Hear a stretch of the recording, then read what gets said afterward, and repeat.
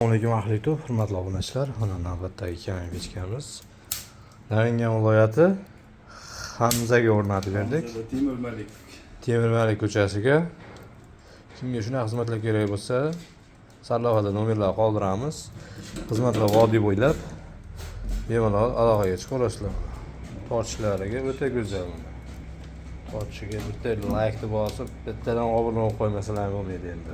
Bu ustalarni ishini anchadan beri internetda kuzatib borardim, havas qildim. Xullas, o'qib, shuni qilishga ahd qildim, bularni olib keldim. Bularda bitta gap bor ekan, birinchi o'rinda sifat derkan, haqiqatda sifatga gap yo'q.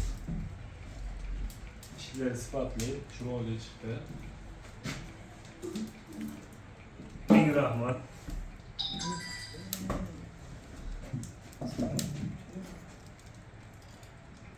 Kimga shunaqa xizmatlar kerak bo'lsa, hurmatli obunachilar, vodiy bo'ylab xizmatlar. 1 metrli pechka, to'rlik lis. Mana shu ichiga tortishi mana kerak edi.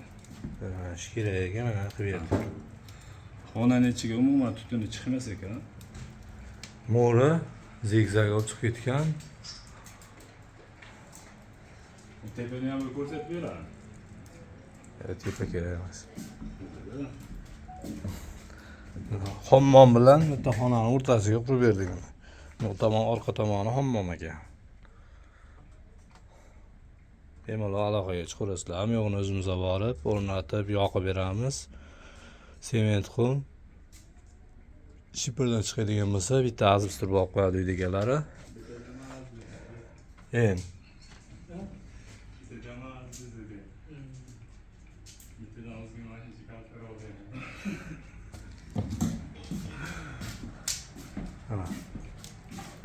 Bemalol aloqaga chiqaverasizlar.